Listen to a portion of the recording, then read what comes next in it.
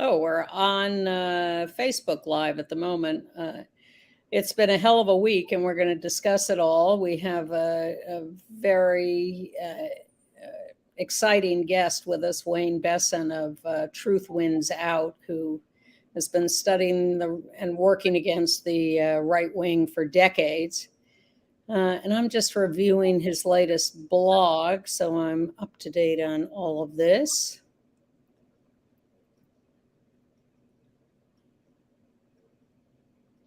Andy, how are you doing? I'm okay. I'm just also reviewing my notes and getting ready to introduce Wayne. Okay. Where's everything else? Okay. Yeah. Well, did you have a nice 4th, Anne? Yes, I was with you in Central Park at Norman Siegel's event. And then I was home preparing to do this show. He was reading the Declaration of Independence and the Constitution with a whole group of grannies for peace. That's a good way at a statue in Central Park of. Here we go. And we have to really escalate the noise we make so that we'll be heard.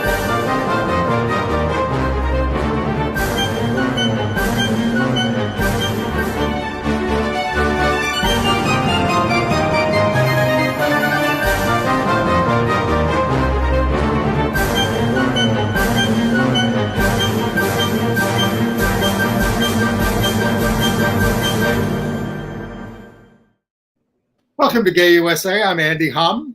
I'm Ann Northrup, scanning through my emails looking for what did I do with those headlines. And I'm looking there for them too. But because we're a little fatoots because it was another terrible week for the Republic, thanks to the reactionary Supreme Court.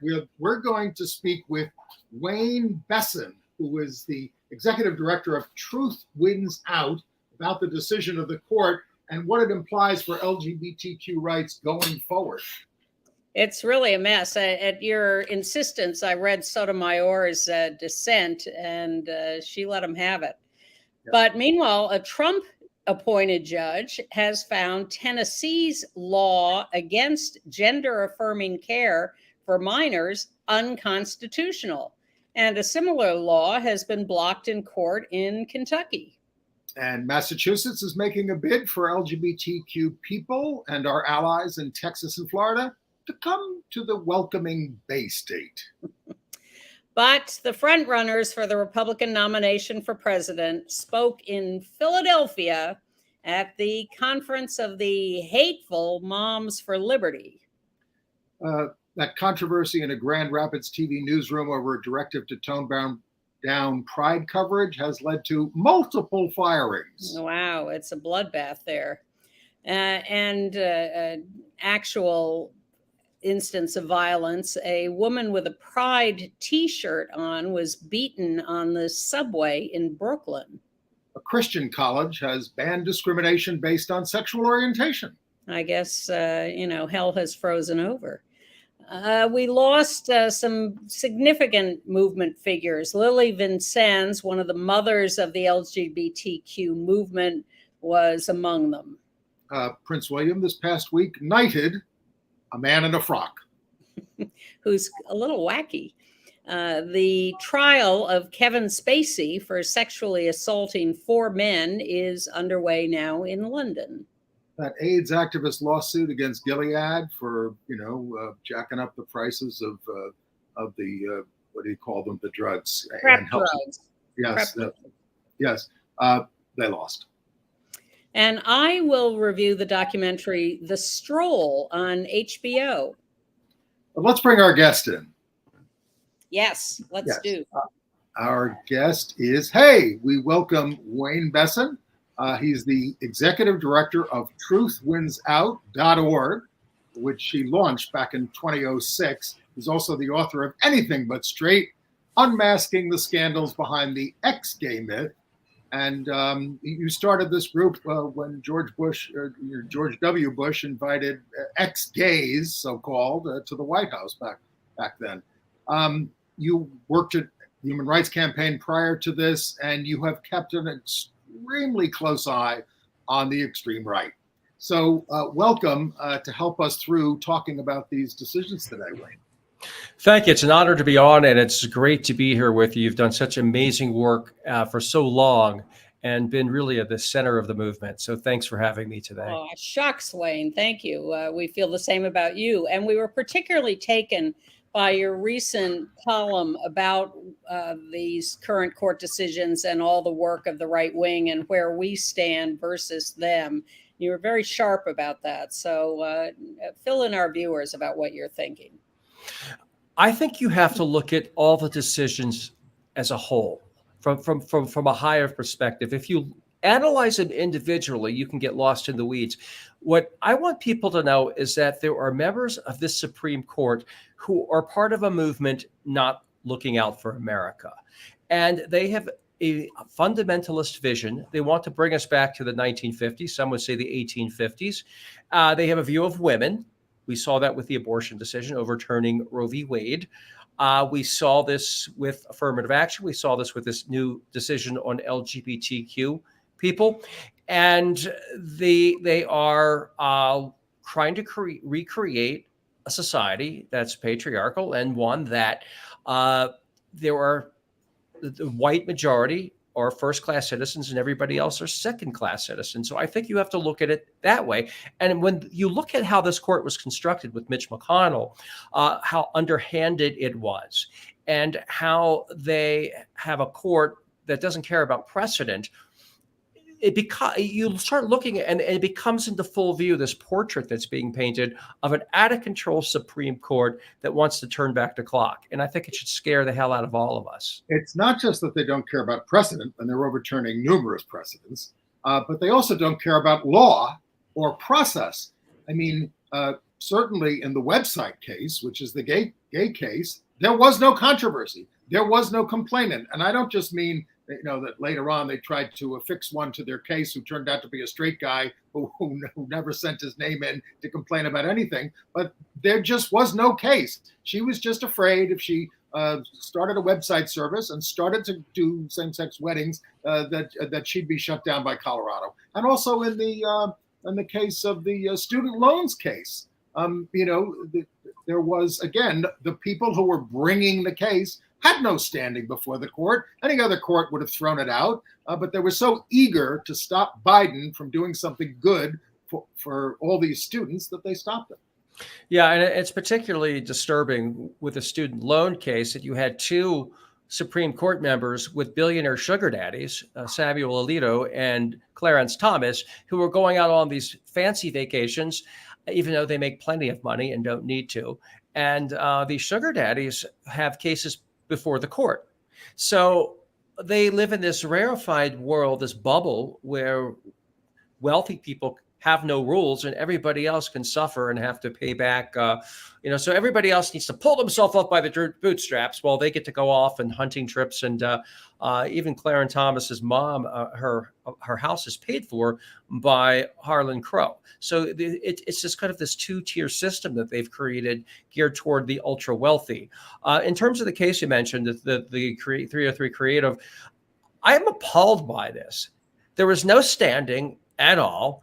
It was a fake case. They wanted to get results because, as I said, they're working for a movement, not America.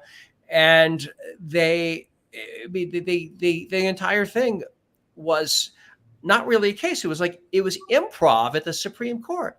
It was mock court. This wasn't a real case, but they wanted a specific result, and that's exactly what they got. I'm for court expansion. I know there are problems with it, but the way this court was put in place by Mitch McConnell, how underhanded and unseemly this is, they are not legitimate in my view with what they did. That can only be done if both houses of Congress vote and the president signs an expansion of the court. And again, the court has expanded and contracted over the years, even though they haven't changed the number 9 since about the 1860s. But we have more circuits now. We could have more judges, but it's up to Congress, and it's very hard to get control of Congress. Well, that's true, but I think the Democrats should make that as a case. Say, if we win, this is what we're going to do. It took how many years? Over 50 years for the religious right to overturn Roe v. Wade. I think we need to take the long view and say, yeah, we can't do this today, but this is what we're going to do if we win. And we are going to get rid of this corrupt court. We're going to put rules in place so they have to play by the same rules as everybody else, and they can't go on vacations with sugar daddies. So it's not something that can happen today. But I do think we need to put it out there and put the wheels in motion to eventually get this done. And because this is what we stand for. Well, as you're pointing out here, and as you point out in your column, a lot of this is about the right wing being far more aggressive than we are on the left, and much more ruthless and much more dedicated to taking every opportunity they have, legal or not, to take power and accrue money and ignore the law. Sotomayor points out in her dissent on this case that these laws against discrimination are supposed to be against people acting in a discriminatory way, not talking in a discriminatory way. And yet what the Supreme Court did was throw that all out, totally turn it upside down, and make this illegitimate decision in an illegitimate case, that they were going to define it as a speech case rather than an action case. And she said, today, for the first time in history, the court grants a business open to the public a constitutional right to refuse to serve members of a protected class. That's from Sonia Sotomayor. It just took me right back to Lester Maddox and his axe handles driving Black people out of his restaurants in Georgia. Yeah, and it reminds me, this is a glimpse of what they want. I think when you look what they really want, you can go to Florida with Ron DeSantis and the Florida rubber stamp Republican legislature that made it so people in the healthcare field don't have to work, don't have to help people based upon sexual orientation and gender identity.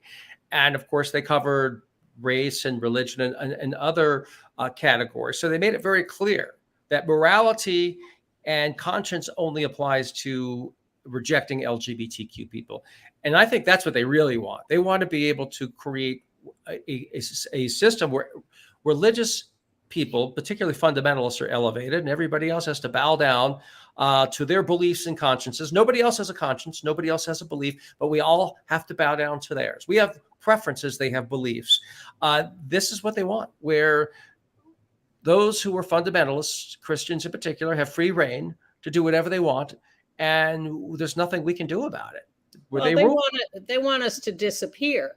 Now, Yes. You've been following these right-wing groups for many years, and you're very familiar with the Alliance Defending Freedom and the Federalist Society and all these people. And unfortunately, what I hear on our side are a lot of things like, well, we've been pushing them too hard. We've wanted too much. We've gone beyond the limits of what we should be asking for. And people don't seem to realize that, in fact, this is a well-orchestrated campaign on the right that has been working for many years with untold amounts of money. And I think that's become the crux of the problem. They have been flooded with money. Leonard Leo from the Federalist Society, the legal organization that's upended the judiciary, just received a $1.6 billion donation. 1.6 billion just flooded into the religious right. The Alliance Defending Freedom has money as well that's coming in. So I am very troubled by this. We have been heroic in the LGBTQ movement and the progressives in general, but we've been underfunded. And we have been fighting, and maybe we can fight one message to 10 or even 100 to 1. But now it's looking like, if you go online, 1,000 to 1. And I think that's going to have an impact. I think we should be very concerned. More money needs to flow into both the LGBTQ movement and the progressive movement so we can fight back and play on an even field. It's a shame that American politics has come down to money, particularly dark money, but that is the world we find ourselves in. Yes, and we have to actually fight back on that playing field, whether it's morally correct or not. We need more money flowing in right now, and that's just not happening because they are flush. They're flush. Ever since Ronald Reagan was president, they've been, dismantling progressive taxation. So billionaires keep everything. There's this enormous wealth inequality. And with all that extra money, they buy the government. So, it's not like we have, you say we need $500 million to fight back. Where's it coming from? Or $1 billion. Well, we have billionaires too. Our billionaires need to step up and give more, or we need to find new ones who haven't given yet. And you know what? All their money's not going to do them a whole heck of a lot of good if we lose our rights. If we have a situation where authoritarianism is the main form of government across the globe, their money, in the end of the day, will not protect them. You cannot be buried with that money. So they might as well spend it to try to preserve democracy, because it seems like we're asking a lot, but you know what? Those on the right, their millionaires and billionaires have done this. They're stepping up. They're doing it. Some of them, the money that Leonard Leo got, that 1.6 billion, he didn't have to go to a fancy dinner, didn't get his picture taken with movie stars. No, what happened? He did it very quietly. This was an industrialist outside of Chicago and gave this kind of money. And if we don't get this kind of money in the movement, we're going to be fighting an uphill battle. And I think it's horrible that money has meant so much to the system. But as you pointed out, since Reagan, they've dismantled our democracy. They have created a situation that's out of control with money buying off our political system. But in order to change that, to get it back to a place that's not so insistent and run by money, we actually have to play that game until we can do. We don't have to, and we're not playing it as effectively. Their folks are stepping up, and they are so flush right now, and that's why we see all these groups throughout the country right now. They're not hurting for anything, and in this fight, money matters more than when I started this, and when we all started in this, it didn't matter as much. Now, that said, I'm going to give some good news, and that is that the right wing has a tendency to destroy themselves because they create a purity contest where nobody's holy enough, nobody's good enough, nobody's pure enough, nobody's MAGA enough, and they eat their own. We are seeing a lot of this right now, and they also cost more to lie, to maintain the fiction that they try to maintain. So it does cost them more money to do this. So maybe we get lucky and maybe they destroy themselves and the money just intensifies and expedites their destruction of themselves. But we have to say, though, we are getting outspent right now. And I think it's a very difficult situation. Well, what did you think of the Moms for Liberty conference in Philadelphia? Of course, one of their headliners was Donald J. Trump. And Ron DeSantis was there, and I think Pence spoke as well. This is a group, it's one of those grass tops groups that really is not a grassroots group, but where do they get their money?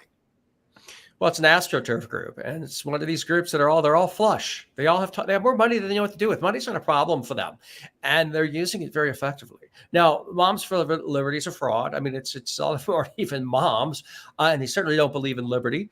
I'm proud of the people of Philadelphia that stood up and protested. I lived for several years in Philadelphia, and as Philadelphians, they know how to fight and let people know what they think of them. We have a picture of some demonstrators there because one of the things Moms for Liberty is behind is all the book banning. Yes, and I have living in Florida right now. Ron DeSantis is at the center of this. It's very scary. In every authoritarian society, it begins with limiting what people can say and think. It's not that different. This control, whether it's transgender people trying to tell them, "Oh, you can't do what your doctor says," or a drag queen, "You as a man or woman, you can't wear this in our state. We're going to tell you what you can wear." Or for book banning, we're going to tell you what you can think and read. It's all part of the same thing. Control. And Ron DeSantis, I created the website to fight him called Little Dictator Ron. It's littledicron.com, spelled D-I-C, littledicron.com. And it's very extensive and it outlines on all the different places he has harmed Floridians with his authoritarian dictatorial bent. But these are scary people, and we are in precarious times. We are right now, as we saw with January 6th and Donald Trump, we're election or two away from losing a significant amount of our freedoms. And you could easily see a world where a Donald Trump or a Ron DeSantis, although if DeSantis isn't doing very well at the moment, but you could see somebody like that running the United States and then giving Ukraine to Russia. And suddenly you have Putin here and Xi over here and a Trump or a DeSantis here. And all of a sudden the world becomes a very scary place that's run with the hand of dictators. And freedom is limited. And so we have to fight like hell now to prevent this world from becoming a reality, because we saw a glimpse of it with the first Trump presidency. And, we saw it in other places, Bolsonaro in Brazil, for example. So this is a time when people are scared. It's a time of major change and people are easily manipulated. What concerns me when I mentioned the money earlier, it's not just the money, but it's a media machine that the right wing has created. They have 1,500 radio stations the left used to have more control on the internet and their messaging. Now the right has enormous control of the internet with the latest Elon Musk buying Twitter. We've lost that advantage. So they have a message machine that's unbelievable, that's pumping out poison, toxins into the atmosphere. And we have not equaled that. And that concerns me as well. And we have to do something about that, because again, we cannot be, even if our message is smarter, it's fact-based, it's the volume of their false messages that are confusing people, that people don't know what's true and what's false anymore. And it might only get worse with some of the AI and the chat bots that are programmed by the right. So it's something we have to continuously look at, and we have to move on quickly. We have to get our messages out. And thankfully that's what you guys are doing, but we need to get this out. We need to be in a situation where tens of millions of people see the show, because the right wing, with all their money, are making sure that the Ben Shapiros of the world, their stuff's getting seen. Their stuff is, because of the money they're putting into it. They're investing in this media manipulation machine, and this comparable on the left. And that's what scares me right now. People are hearing their lies on an unprecedented scale, and we have to change that. And they're shameless about lying. That's one of the things that really disturbs me. They have absolutely no morals. They're completely without any of that, while claiming, of course, the high ground. They are the lowest low ground. And how do you combat a tsunami of lies? Well, first of all, money. We need our own. We all need our own radio stations, sir. But we can't be out.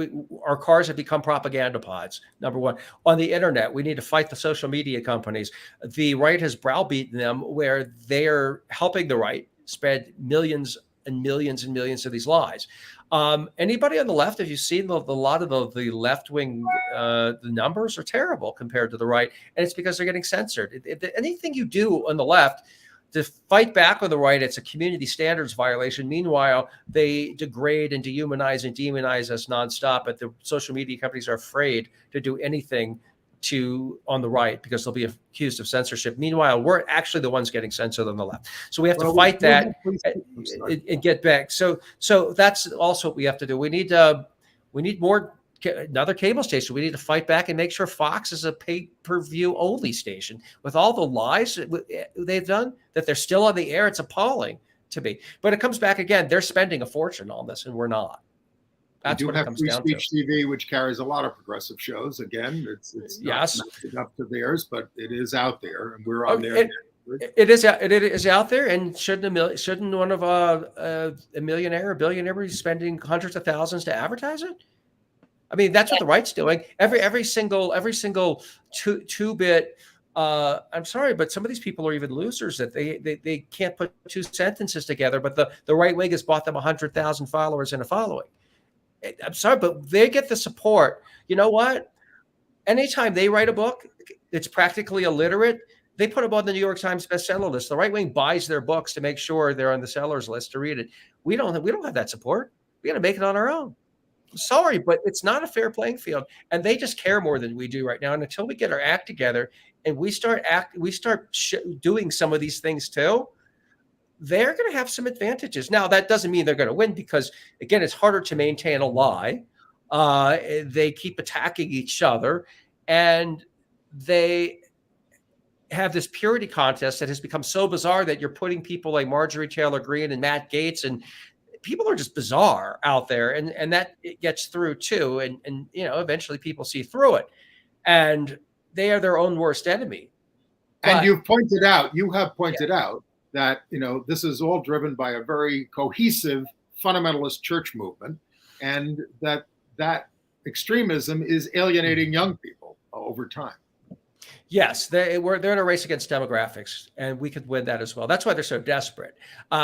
We just might get lucky. We might get lucky, and the demographics change, and enough young people come, and things just change. But that's why the next 10 years, even 5, are so crucial right now, because we're going to see some demographic changes.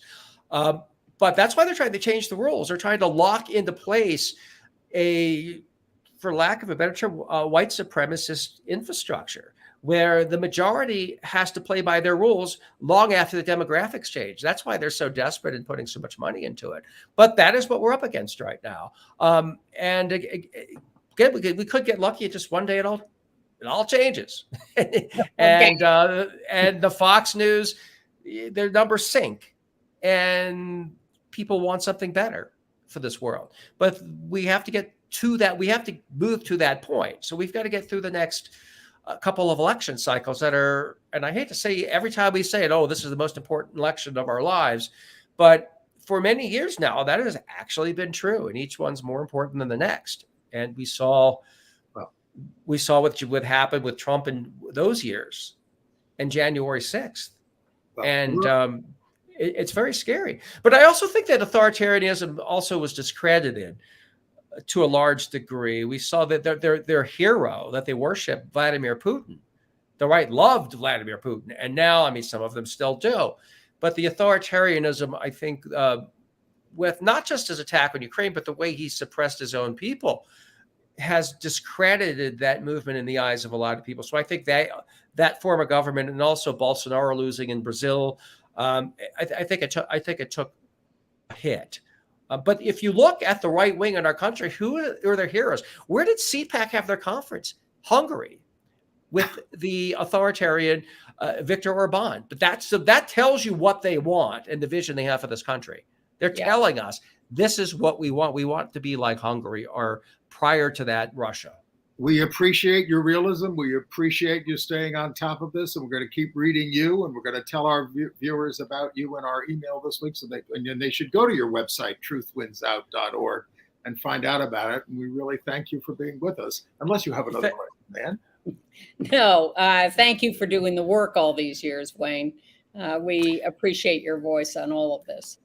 Well, thank you. And but if anything good, you're gonna keep fighting. I'm gonna keep fighting. We're never giving up. There's no finish line, and we're gonna be here to the end. Well, there's ultimately a finish line. Well, as we age. But yes, thank you. Thank you, Wayne. Okay, we'll see you soon. Bye. All right. Well, we wanted to give people, the truth. Yeah, it is true.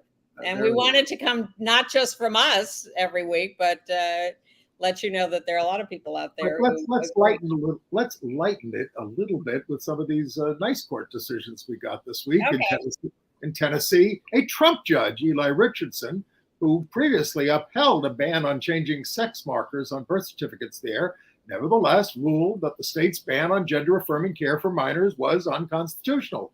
The court acknowledges that the state feels strongly that the medical procedures banned by this law are harmful to minors, but the medical evidence on the record indicates otherwise. And a judge in Kentucky has also declared unconstitutional a law. Well, he issued a temporary injunction against this law, barring hormone treatments or puberty blockers for those under 18.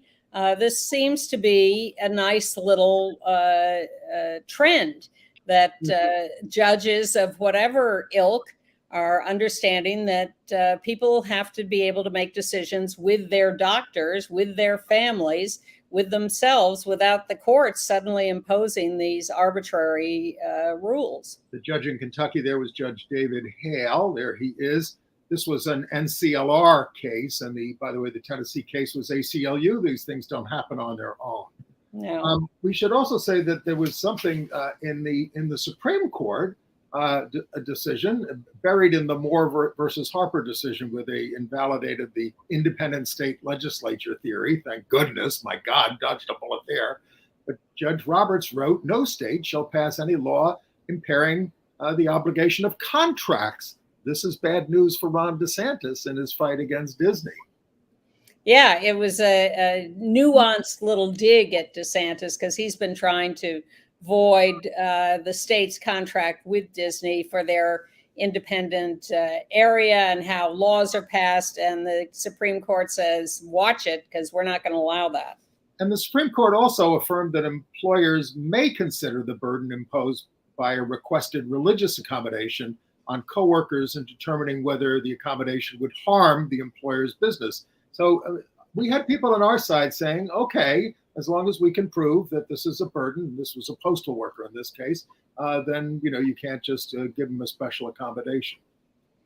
But at the same time, they're saying that businesses have an absolute right to have their own religious objections to, information about birth control or doing anything for LGBTQ people. So it seems to me a little, it doesn't make sense. There's a word I'm searching for. It'll come to me at 3 a.m. Well, as I said, we are kind of drifting into a confederacy here with these states.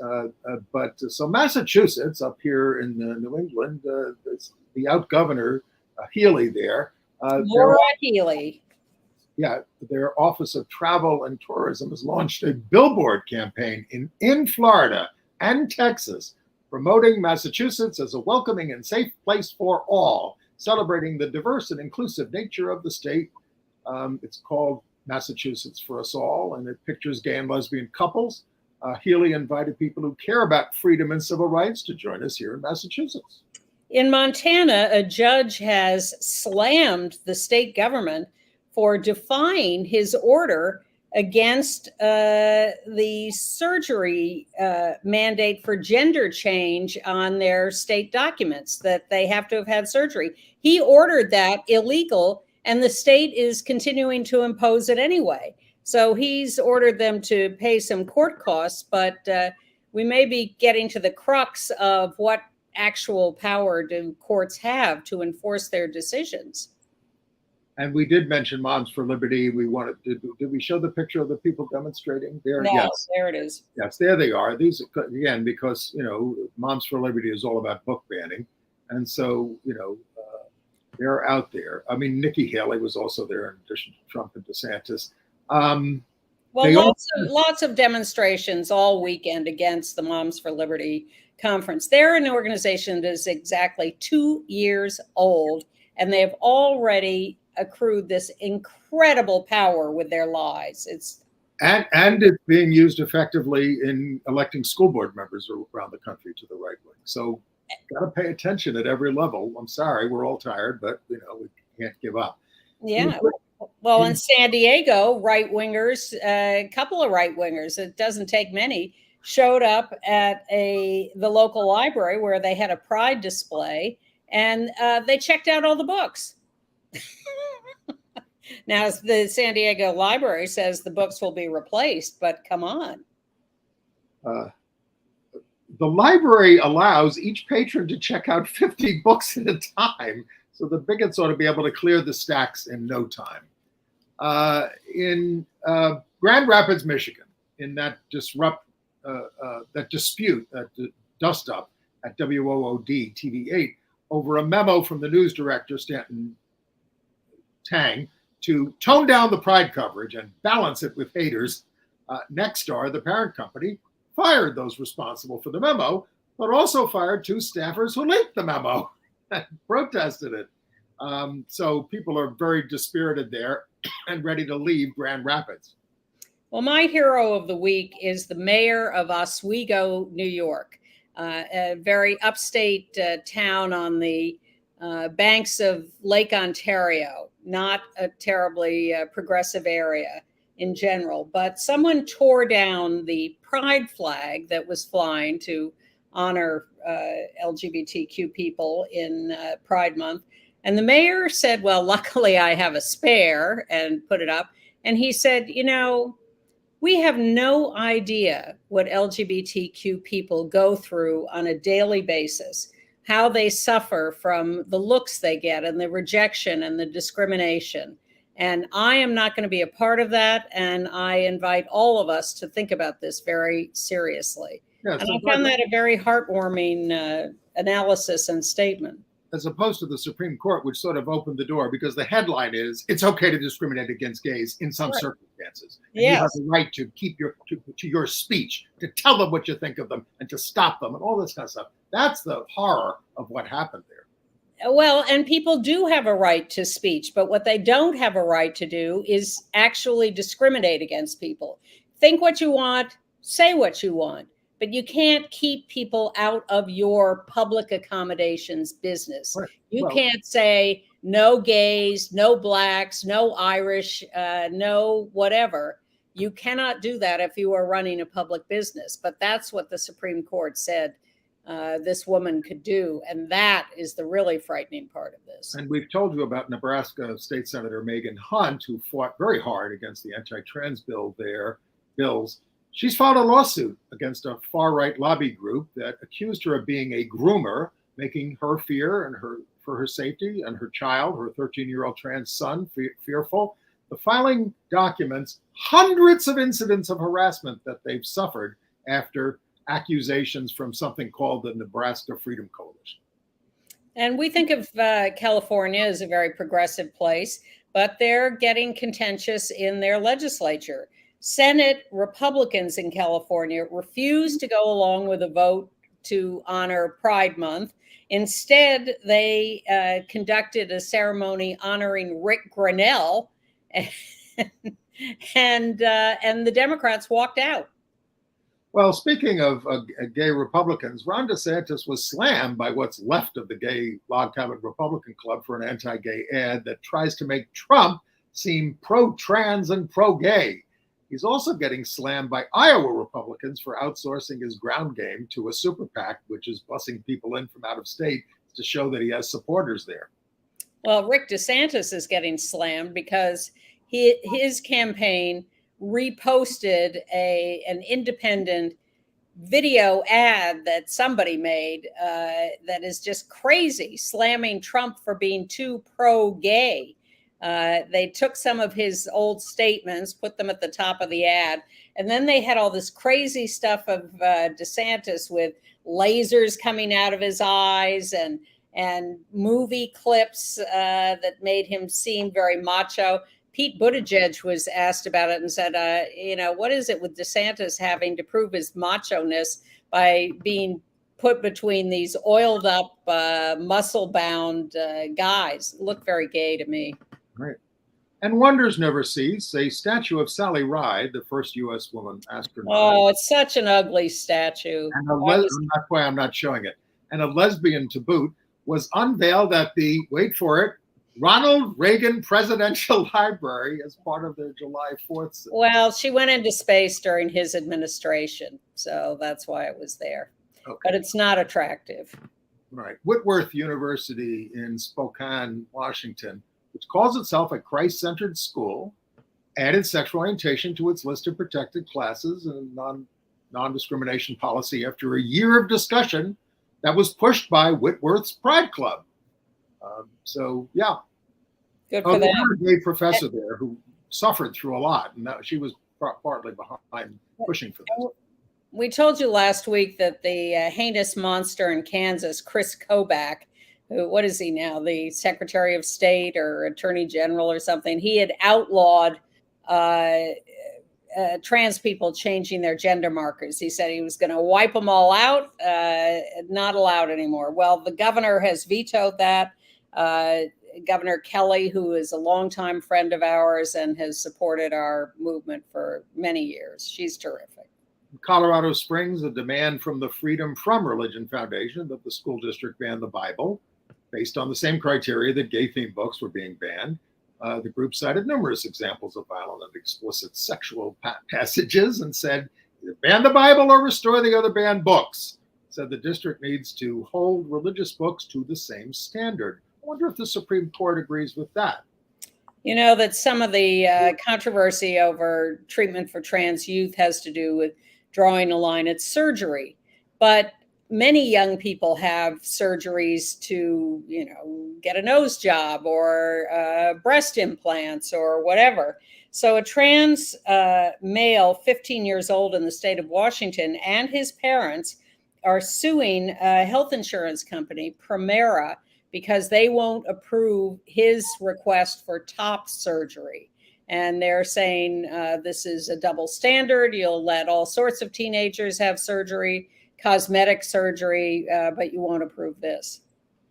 Dylan Mulvaney, the trans influencer, is calling out Bud Light for not supporting her now, saying it would have been better if they had never hired her in the first place, if they weren't going to stand by her. Well, now, sure. Bud Light has 9% of Anheuser-Busch's revenue, and they've now been dethroned by Modelo Especial, which also does LGBTQ outreach. But in the 4 weeks ending mid-June, volume of Bud Light has plunged 29% from the previous year. But and people will stay off these brands. I mean, I don't buy Barilla pasta and Coors, even though those boycotts have gone over. It all left a bad taste in my mouth from years ago. And there you go. That's what happens in business. All right. And some real injury. Trans woman in Puerto Rico, Chanel Perez Ortiz, 29 years old, discovered shot to death on a highway in Carolina, Puerto Rico. The trans murders continue. In Brooklyn, a woman wearing a pink Pride t-shirt was viciously beaten on the C train, one of our trains, back on June 15th. Knocked to the floor of the train, suffered a concussion, hearing problems, a concussion. Jadelyn Trinkle, her name is, happens to be married to a man, and she is the family's sole breadwinner while her husband pursues studies, and they're raising a 13-year-old daughter on the autism spectrum. And she's missed a lot of work, and this is what happens when you don't have to be gay to get persecuted by anti-gay bigots. And what do we think of Billie Jean King endorsing the idea of talking to the Saudis about negotiating for? I think it's a terrible idea. Now, Billie Jean says, she's not running things in this case. She was asked about it. She says, I don't think you change unless you engage. And so the head of the WTA, the Women's Tennis Association, says they are in talks to hold a tourney there, a way to support progress for women. They think this is going to help women. Or are they going to let them wear? I don't know. But I just think the Saudis, stay away from it. You don't need that. We have some better stories about Billie Jean. She's getting a star on the Hollywood Walk of Fame in 2024, and she's thrilled. And a Florida mom is trying to get I Am Billie Jean King banned in elementary schools. Yes, a little biographical book. All right, should we talk about some of the real heroes who we've lost this last week? Please. We'll start with Lily Vincennes, who was just a fantastic activist. She died at 85 years old in a nursing home in Virginia. She was outed and discharged from the Women's Army Corps in 1963, 60 years ago.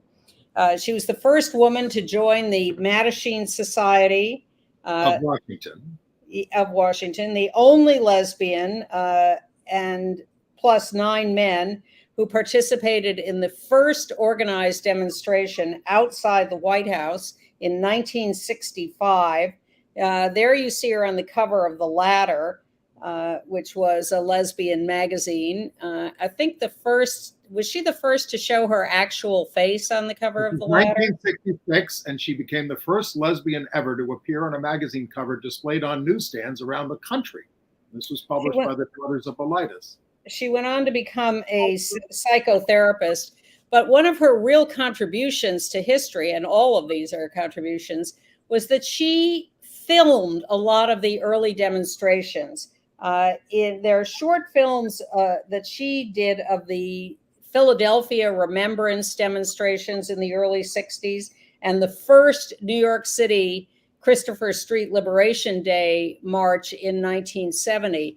And a few seconds of that Philadelphia demo appear in our opening sequence. She gave that to us. She corresponded with us. She watched Gay USA. She was a lifelong activist who was engaged up till the very end. And in 1969, she co-founded the gay newspaper that became the Washington Blade. Yeah. And her Arlington home was a locus of lesbian life in the 70s. Yes, that's her. There she is with her partner, Nancy Davis, who died in 2019. When asked what it was she wanted to do, she said she wanted to be with gay people, help the movement, help unmask the lies told about us, correct the notion of homosexuality as a sickness, and present it as it is, a beautiful way to love. And that picture there was taken in surreptitiously in the White House. She was invited to the White House a few years ago and went with Bob Wittick, who was a great publicist and activist for the movement. Can you put that up again? And so they're walking around the White House, and one of the displays is of these signs that were carried in the early demonstrations. So Bob placed her in front of one of them and took this picture without permission. But there she is in the White House. Wonderful. She's a true pioneer. Yeah. We also lost Minnie Bruce Pratt, poet, educator, and activist. She died at 76 in Syracuse, retired from being a professor of writing and women's studies at Syracuse University, where she helped develop the first LGBTQ studies program. She was a native of Selma, Alabama, but back in 77, she founded Women Rights, a Southeastern Lesbian Writers Conference. In 78, Feminary, a Southern Feminist Writers Collective, part of LIPS, a DC Lesbian Direct Action Group. In 1990, her book, Crimes Against Nature, about losing custody of her children, was published. And she was the widow of Leslie Feinberg there, the author of Stone Butch Blues, and is survived by 2 sons. They were together for many, many years, a legendary couple in the lesbian community. And we also lost Dr. Susan Love, who was bravely out as a lesbian while being the world's greatest authority on breast cancer. She died at 75 of leukemia. She was a breast cancer surgeon and activist.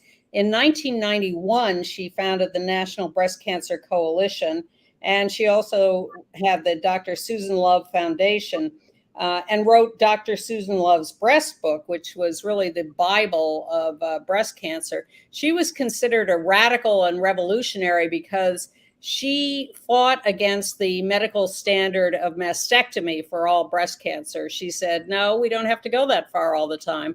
Lumpectomy should be examined before mastectomy. We should be helping women maintain their body parts rather than losing them without need. She was out very early and was a role model for lesbians as such a prominent doctor. She felt the need to be a role model. Her book sold 500,000 copies. She was adamant that there was limited utility for mammograms in younger women. I mean, these are the kinds of things that she brought to the fore. She's survived by her wife, Dr. Heather Sperry Cooksey. Helen Cooksey. Helen Sperry Cooksey. They were the first Massachusetts married couple to, actually before marriage, who achieved a lesbian couple adoption of their daughter. And now we have about 10 minutes left, so let's zip along. Well, they had pride in Vilnius, Lithuania. It's still one of the only EU countries without civil partnerships, even no less marriage, but there were tens of thousands of people out in the street for that. And they had pride in London, also with tens of thousands of people, but they took a pause in the middle to hold a demonstration at the Uganda High Commission because Uganda has passed its even worse Kill the Gays bill. So there are a lot of Uganda emigres there in this demonstration. Also in the UK, Prince William visited the Royal Vauxhall Tavern there. You see it on the screen, the oldest gay pub in the country. This one was visited by Diana with Freddie Mercury once. He talked about mental health issues for youth there as part of Pride pride marking, and which is one of his favorite charities, mental health. And he apologized for not wearing a sequin dress. Yeah, that's a little tacky, but he did make up for it. Thanks to our London viewer, Robert, for the story. Yeah, he made up for it later by holding a ceremony at Windsor Palace where he knighted the very famous artist, Grayson Perry, who won the Turner Prize in 2003. Grayson was in his persona of Claire. Claire? Yes, that's correct. In Burgundy taffeta. But Grayson is a hell of an artist. I was very taken by this. The Upper Class at Bay is the title of this tapestry. I have to look into Grayson's work a little more deeply. Well, he's married to a woman who used to live as a lesbian. I mean, his sexuality is rather complicated, and we're going to link to a video of him explaining it. Okay.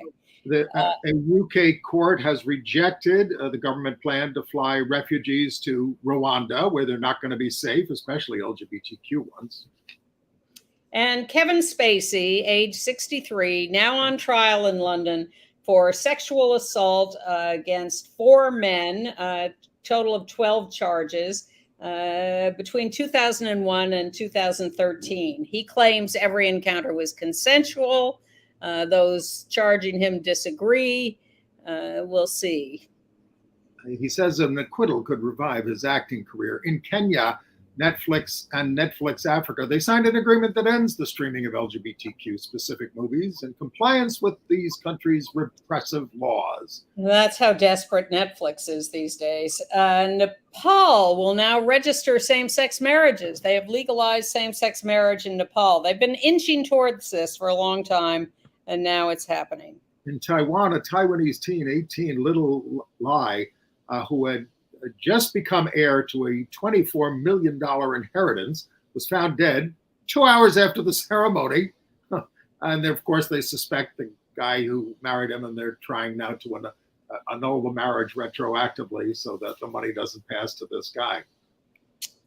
In Hong Kong, in the middle of a busy commercial mall, a guy knifed to death this lesbian couple on the left.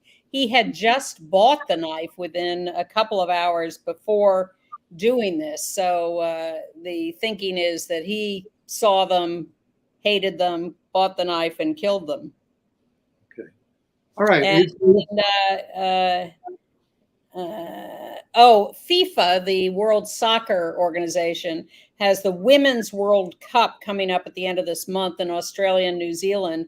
And they have decided to let players wear a variety of armbands, including a rainbow armband, but not quite an LGBT rainbow. It'll be a nuance people won't notice. We want to give our apologies to our pal, Donna Acito. We used her excellent photos, that's Donna, from the Larry Kramer Memorial last week, and we failed to acknowledge her work, and we love her. So we hope that won't happen again, Donna. Well, we hope not, but we've been very off and on about remembering to thank her. She supplies a lot of photos we use on this show. They're really terrific. She's covered the communities and the movement for many years, and her work appears in Gay City News and a lot of other places. And we always want you to know that Donna is behind a lot of those cameras taking those pictures. So activists and others sued Gilead for $3.6 billion, saying you're violating antitrust laws, you keep extending patents and all this kinds of things. It's all corrupt. And a jury found Gilead not guilty and has allowed this to happen. It's a great burden on people with HIV/AIDS who need these drugs, who have to pay so much more for them because of these shenanigans. Well, this is the second big win for Gilead in the last month or so. They beat a government suit against them for, taking all this money when the government actually invented the drugs. So I don't know what you have to do to get Gilead, but it's not good. So all right. Go ahead, The Stroll. Oh, The Stroll is wonderful. It's a new documentary playing on HBO and Max. You can catch up with it. It's all about the meatpacking district here, just a mile from us here in New York City. And it's where the trans sex workers for years made a living when they couldn't get hired in any other kinds of jobs. And it's about how they've been pushed out by gentrification. It's about the activism they performed over the years. There's wonderful, lots of old footage of Sylvia Rivera and Marsha P. Johnson, Cecilia Gentili, and Cayenne Dora show, more contemporary. Really worth watching. It's much more sophisticated and in-depth than what you usually see. The Stroll on HBO. And speaking of HBO and HBO Max, starting Sunday, July 9th, they're going to be running Last Call about this gay serial killer who operated in the 80s and 90s and maybe other times. It's a 4-part series. Gay USA contributed a bunch of footage to it as well. So here's the trailer for that. It's in all of us. That fear of being hurt because we're queer. Thank you, New York, for being so fabulous. I remember the first gay bar I walked into. I thought, oh my God, I've been missing this my entire life. It just felt like home. Queer bars were one of the few places where we could come and feel safe. And then all of a sudden, everything was taken away. Dismembered human remains were found in plastic bags along roadways outside New York City. My dad went down to New York on a business trip and never came home. My brother, My uncle, My friend. he just disappeared. These were pickup crimes. They were last seen at a gay bar, 5 Oaks, the townhouse. clearly a serial murderer going after gay men, was on the loose. It was so frightening because everyone was a suspect. The queer community was very much trying to push law enforcement to give a shit. At this time, we wouldn't put it past the police to kill us. Hate crimes against gays and lesbians are up all over the country. It makes people feel like maybe they're not safe and maybe a murderer isn't going to get caught. We were scared. This guy's going to strike again, then could I be next? Peter Anderson, Thomas Mulcahy, Anthony Marrero, Michael Sakara. They weren't just a statistic. They had their own story, too. This guy was a serial killer for years. Was he gonna make a mistake? how does someone get away with something like that?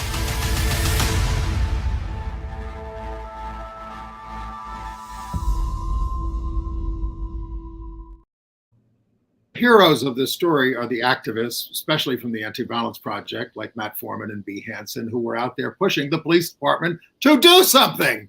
And that was very hard. And of course, the families of some of these victims who were out there pushing the police when they would do nothing. And yet another HBO home run for Pride Month was the Rock Hudson documentary, All That Heaven Allowed, which finally is a full-length documentary about Rock Hudson's gay life. Very matter of fact, lots of footage, lots of his exes interviewed.